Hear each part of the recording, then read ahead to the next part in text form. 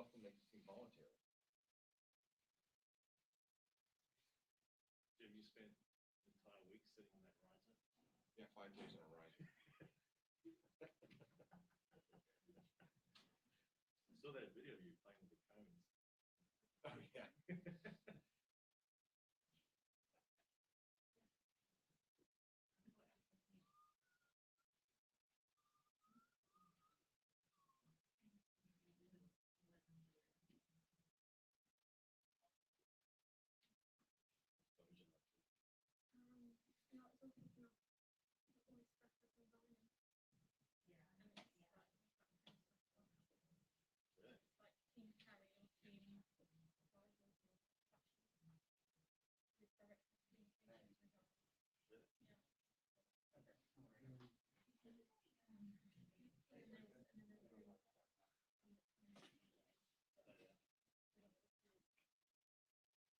Welcome back. I guess we can. This is a lot. Oh, yeah, this is a lot. Usually just like 3 of us. I know. And I just need him coming in, so I'll just leave. I mean, I don't care.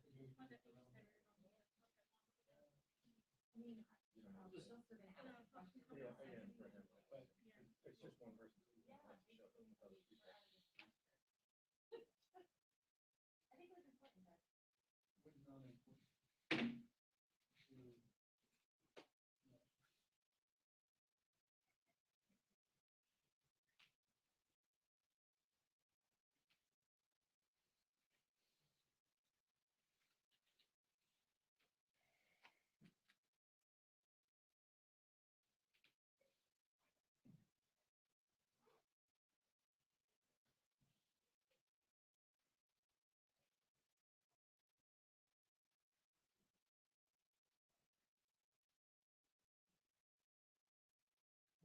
Back when I was in New Zealand, they were about to vote on the law about restricting who could buy property there. Oh, yeah. Did they pass that? Yeah. So that you can buy property, but you can't buy a house. You have to buy property and then build a house. Yeah. On it. Okay, my kids stick around, so just rotate yourselves through, okay? Oh. You got you here, and there's 4 other people out there. Give yourselves 5 or 10 minutes, and then let someone else come in, okay? Can you do that on yourselves, or do I think you can manage it. you manage it? Jim, you're in charge. I'm in Should charge. I text somebody every like 1 to 2 minutes and say move? That works. Get a text thing I going? always said that really loud. I'm off my phone alarm. You go off every 2 minutes. 2 minutes. There we go. We'll have we should get, oh, you know what we should get? We get lights on the podium, like the red, green, yellow lights, right? Red lights. Stick 'em right in the middle. Yellow is like get ready to move, and green, move, right? That'd be Yeah, great. something like Yeah, that. you can just get everybody shot off. That's how it is. Oh, yeah, that's good. Adam, that's too much. Yeah, I like the lights. Shotgun. All right, thanks. So like you're grabbing back. Turn it up on for certain people, need to.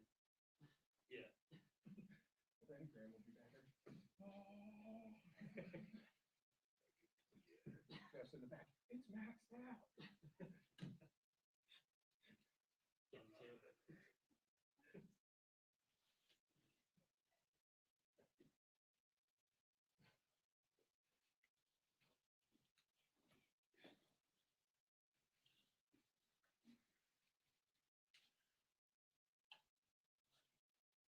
two. Oh, you getting all these stuff now? Your batteries and all? Oh, yeah, I've had these. Oh, yeah. Had these for a while. MCKAY. Yeah.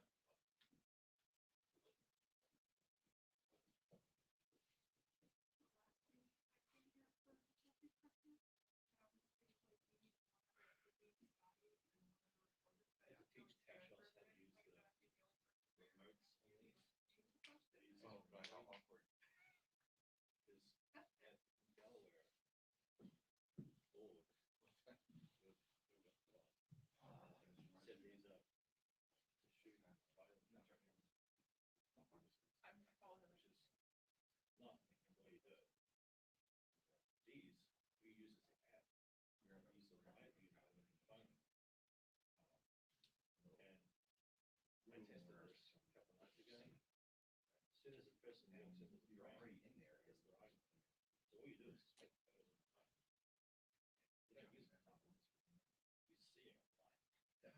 like, does the connection die down or something like that? It's like, the camera's maybe like You didn't wanna leave, hundreds of feet away. you know? Well, I tried it, so I tried it, up here. Yeah. And I had it on the tripod. Similarly, we're just like, oh, God. I set it in 151, walked in, walked out. Used to work classy, we were up there. So you can connect the Wi-Fi with the links. One either option. And it didn't disconnect. Can you do hardwired, if you have the hardwired brick? 2 minutes. That I'm not sure. You want a couple of keys?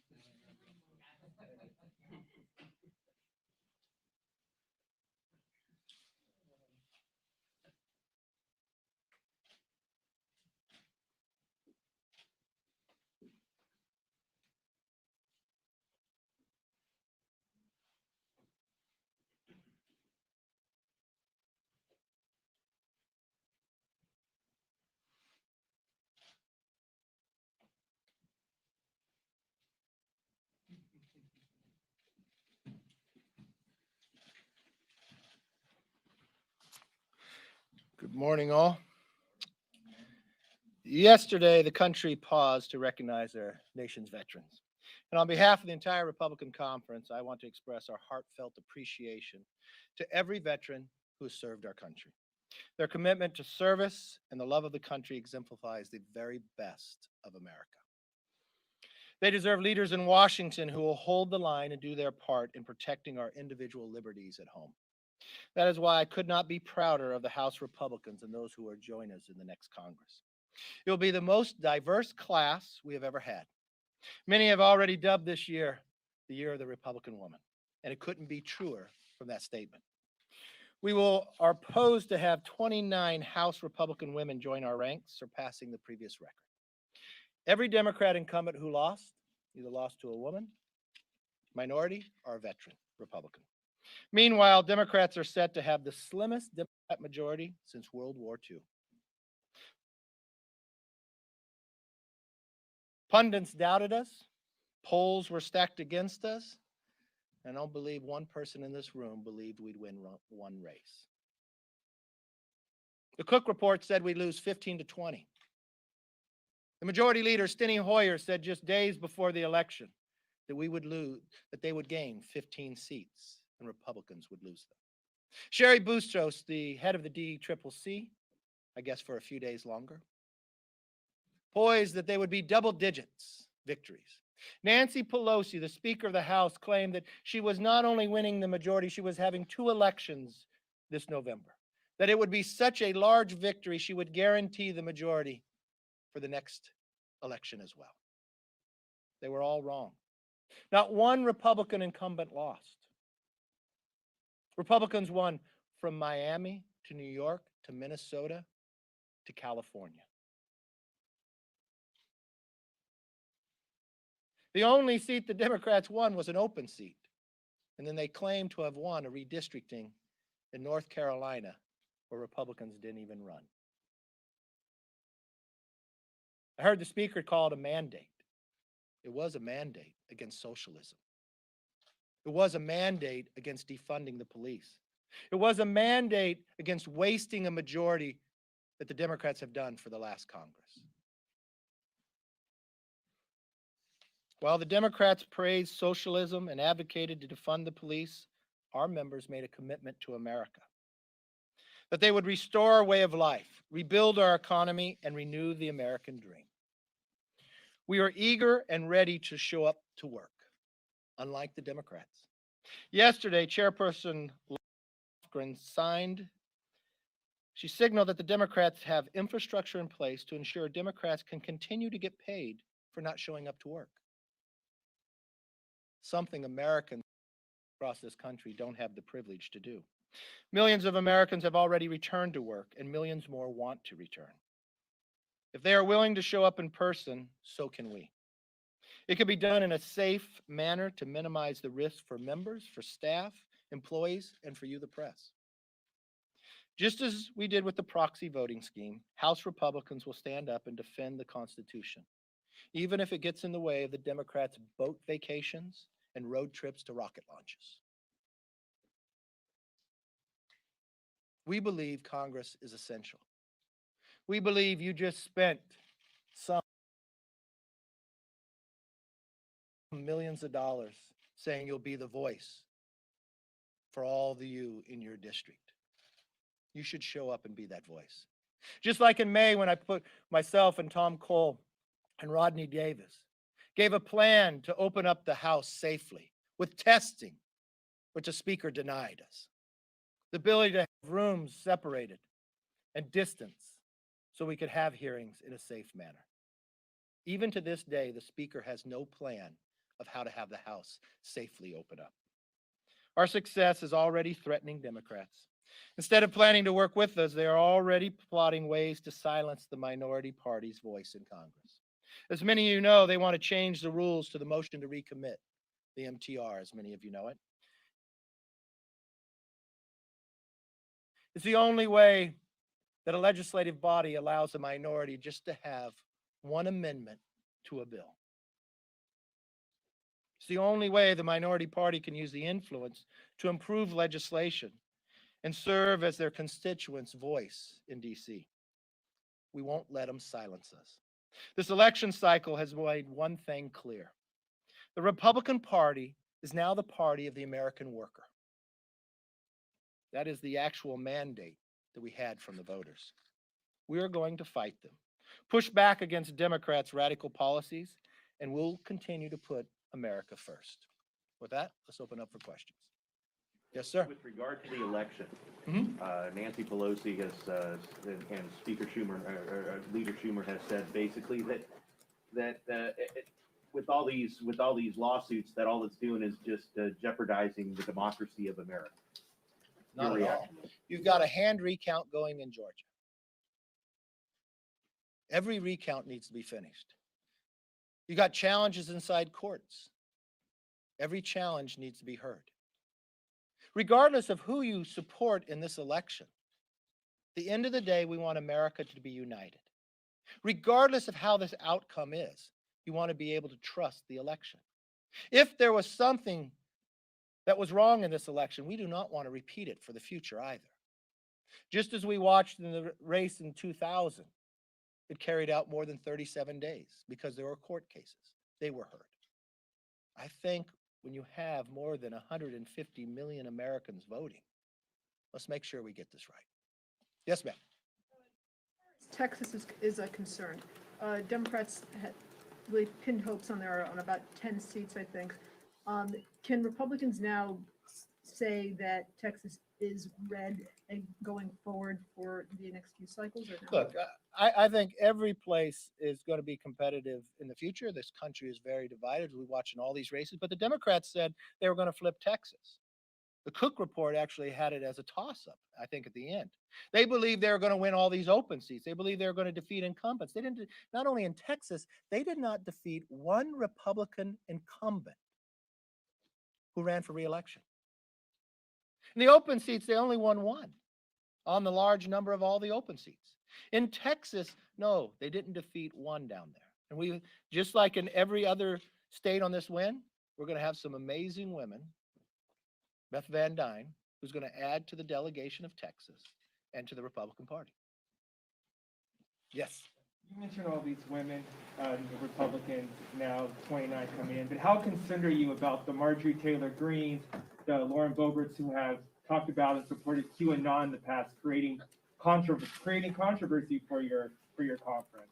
I mean, Marjorie Taylor walked around. Did Bresnahan give you this question? No. Look, Marjorie Taylor, she walked around with a Bible looking for Reps Tlaib and Omar, saying that they needed to swear on the Bible and not the Quran. Like, how are you going to deal with it? Look, our party is very diverse. You mentioned two people who are going to join our party, and both of them have denounced QAnon. So the only thing I would ask of you in the press, these are new members, give them an opportunity before you claim what you believe they have done and what they will do. I think it's fair for all. Yes. Do you feel that any of the legal efforts or the recounts will change the results in any single state or overturn anything related to the overall election? Like, I focused heavily on the House races. I thought when I looked, I follow data numbers. I thought early on that Arizona, based upon the number of votes that were left out, could switch back to President Trump. Don't know if that's going to be the case. I see things narrow. Let me give you an example, I guess more on a micro level, because it's very difficult. Like I have in my own race, in my county, we have 2 congressional seats. They tell me there's approximately 150,016 votes left. They use the number 16, and it's approximate. But they can't tell me in which district they are. I just watched a race in New Jersey that the AP called, and probably called way too soon. Tom Kean is coming back up because in the manner of what we've had this election is different than others, okay? A lot of by vote mail, some states have done it before, others have not. Some mailed it to everybody. So when they counted, some counted certain votes coming in and it'd be disproportionate. Democrats more likely voted in the absentee portion and Republicans overwhelmingly voted on election day. They're going to recount by hand in Georgia. That's going to take some time. That's a close race. We had close race in the last presidential. Let's let all of them carry out. And yeah, some of them could switch. Yes, ma'am. You added a record number of women to the conference, but obviously still a fraction of what the Democrats have in terms of diversity. even give us that, Ken. Go ahead. I'm sorry. What's your plan to continue to increase diversity in the conference? Exactly what the plan I told you 2 years ago. That I believe the Republican Party is much more diverse than what reflects on the floor. And I think this election proved it. I think when you look at who ran, who represented the party, and where they represented it from. When you look at the results and the outcome, it's only in this room would we get a new record for the number of women, more diverse, and it only makes us stronger. That's what makes America strong. We're reflective upon that. Think about where we won. We won 2 seats in Miami. Maria Salazar, Carlos Jimenez. Maria defeated a congresswoman who was the former Secretary of the Health and Human Service, who called herself a pragmatic socialist. When I listened to the Democratic caucus on Twitter, they're all burning up. We're not socialists. They literally claimed to be, and they lost over it. We defeated a sitting chairman of a committee. Been here more than 30 years. The DCCC own chair had to put $1 million into her own race in the last week, and it was questioned on election night whether she was going to win. One day, you should at least let us have what took place that night. It was an unbelievable night for Republicans in Congress. Something that we told you about 2 years ago, that we would be more diverse exactly the way we look at it across the party. Those people had to run. They put their name on the line. Not only, if you take us from 2 years ago, only 44 women won the primary. This time, 94. More women ran as Republicans than any time in the history of the Republican Party. Before, the record was 143, 225 ran this time. So we're doing fabulous, and we're going to continue it. And what's going to happen with the success of the women, the success of the diversity, it's going to empower others to see you can do it, I can do it too. Maybe I've been quiet about my beliefs in this party, but I know this party has a place for me, so they're going to join. Yes, sir. I mean, talk about a little bit, 2-part question. What do you want on COVID relief in the coming month? Because presumably you'll have some say. McConnell says he wants a targeted small package. I'm curious where you come out. And next Congress, you're going to have a pretty powerful minority. I'm curious how you think about that. In 2009, when you were in the minority, you guys didn't participate much with Obama. You argue he didn't participate with you. Let's not have that conversation. I'm just curious about your orientation going into next Congress if Biden's the president, which seems obvious to most people at this point. The first thing I want to have happen, I want politics to end on the COVID. Now, you know, I've been in all the discussions with the leaders. I've never watched one leader play politics more than anything else than Nancy Pelosi. She played politics from the very first time we did the CARES Act. You watched her delay it a week. You watched her, and I've watched her time and again inside the meetings. She had one mission and one mission only. She was willing to sacrifice her own members. Remember what she said prior to departure when we were talking about COVID and the problem solvers had put a plan up. What'd she call the problem solvers? They're irrelevant. She knew her own members were going to lose, but her whole focus, her tunnel vision was, it didn't matter what the issue is, but if I can make President Trump weaker for an election, I'm going to do it. And what she did in that instance is she sacrificed our economy and people who were hurting. The election is now over. And I think it was very clear that she should end her politics about it. And we should be able to get into a room. We've got money sitting there. What did the Republicans do? We put on the floor 37 times to be able to vote for money for COVID, for PPP. There is more than $137 billion sitting there. It's only the date why you can't keep going out. She dispersed Congress because she was afraid I was going to do a motion to recommit. She changed how we voted to the floor on our continuing resolution, simply because she was afraid people would have got resources and help. So the number one thing that has to happen, the only thing that's standing in the way, in my view, is Speaker Pelosi. Yes, yes. And you know what? We have more information today. We've got more than $100 billion sitting there for states. This is money that's already appropriated. Why is it being held up? People need some relief, and we can provide it. That money, the PPP, goes to small businesses. It doesn't go to the owners, it goes to the employees. It pays the rent. It's every small city we know, a person who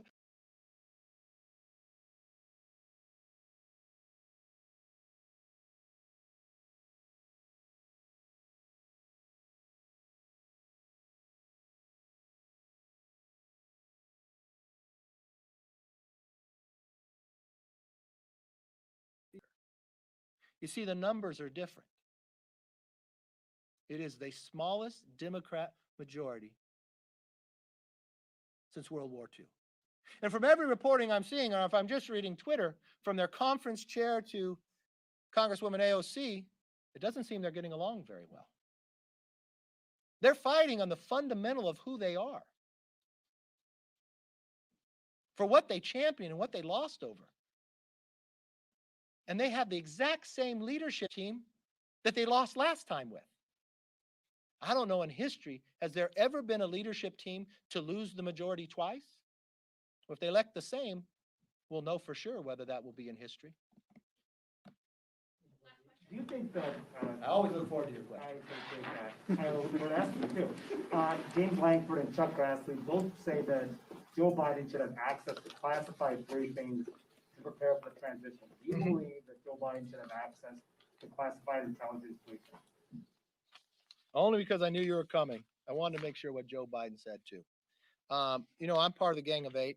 I do trust our intel community, and I want to make sure I continue to trust it. Joe Biden said, in regards to this, look, access to classified information is useful, but I'm not in a position to make any decisions on those issues anyway. So as I said, one president at a time. He will be president until January 20th. It would be nice to have it, but it's not critical. I think I kind of stand with Joe Biden. I'll trust the intel community. He's not president right now. Don't know if he'll be president January 20th, but whoever is, will get the information. Thank you all very much. Look forward to spending time with you. Great.